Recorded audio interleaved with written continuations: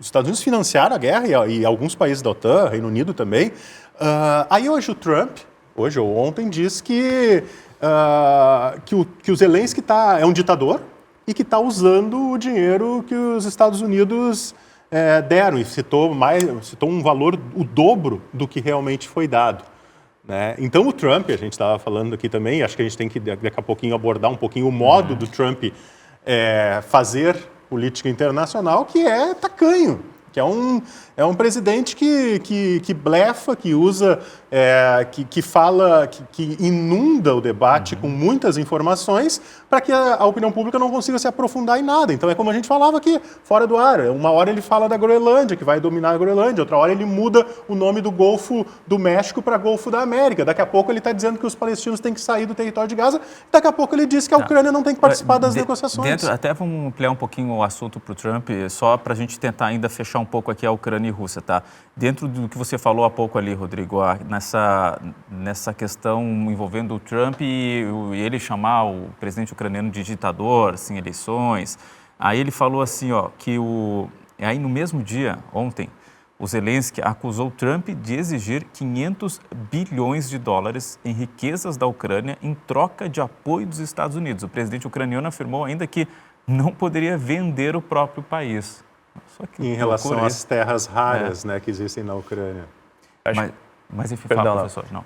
Eu não quero perder o gancho, porque vocês mencionaram uma questão muito importante para o governante Donald Trump, mas principalmente em função de quem ele é como pessoa, que é dinheiro. Né? O Rodrigo estava falando do professor Cepic, antes de entrar no ar, estava falando do professor Paulo Vicentini, que é historiador, fundador do curso de Relações Internacionais da URGS, escreveu um artigo de página inteira na Zero Hora recentemente, que a síntese dele é basicamente, Trump é um empresário. Né? A lógica dele para a política pública, para a política internacional, é uma lógica empresarial.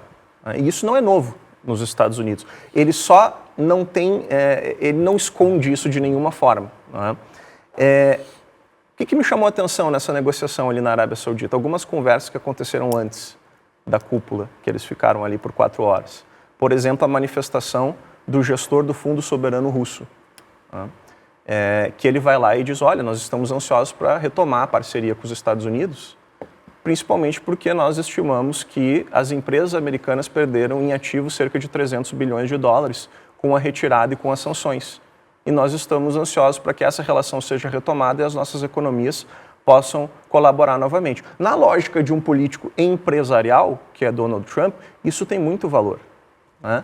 E isso remete a uma percepção histórica de qual é o papel dos Estados Unidos. Por exemplo, se a gente for pegar uma frase histórica do Calvin Coolidge, presidente na década de 1920, que ele vai ecoar o seguinte, eu vejo muito isso no Trump, the business of the United States of America is business. O negócio dos Estados Unidos da América, ou seja, o nosso negócio é fazer negócios. Né? E o Trump representa muito bem essa visão. A ponto de, quem sabe, colocar uma Trump Tower em Gaza, né? No meio dos destroços lá e transformar Gaza numa Riviera francesa. Mas pegando esse gancho, eu acho assim, é interessante a tua colocação, professor, sobre Trump ser um empresário. Eu concordo.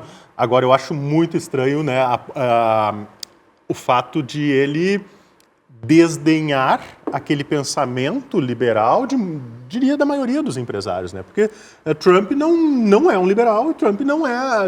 Em que se esperaria uma postura pró-globalização, por exemplo, e Trump desdenha da globalização, que, aliás, globalização e todo o sistema, toda a ordem liberal erigida pelos Estados Unidos pós-Segunda Guerra Mundial não participa do sistema multilateral, é isolacionista, é nacionalista, então assim, é contraditório. Né? Por isso que às vezes é difícil nós tentarmos colocar Trump numa caixa. Né? Isso é muito interessante, porque o Trump ele é um conservador estrito sensu.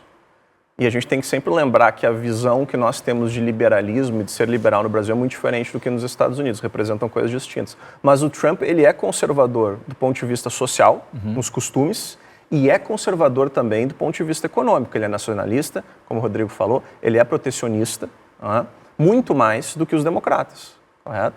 Então, ele representa uma visão que é bastante chocante para muitos tomadores de decisão e para muitos hoje na oposição nos Estados Unidos, no Brasil. Só que a gente tem que analisar esses fenômenos de uma forma pragmática, realista, de uma forma científica. Né? Você não pode se apavorar.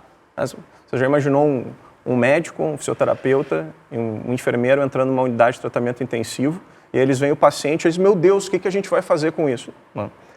É como eu vejo hoje a oposição vendo, meu Deus, o Donald Trump, meu Deus, o Jair Bolsonaro, meu Deus, o Milei, meu Deus, o Victor Orbán, meu Deus, o Bukele. Sabe? É um estado perpétuo de choque, de perplexidade. Né?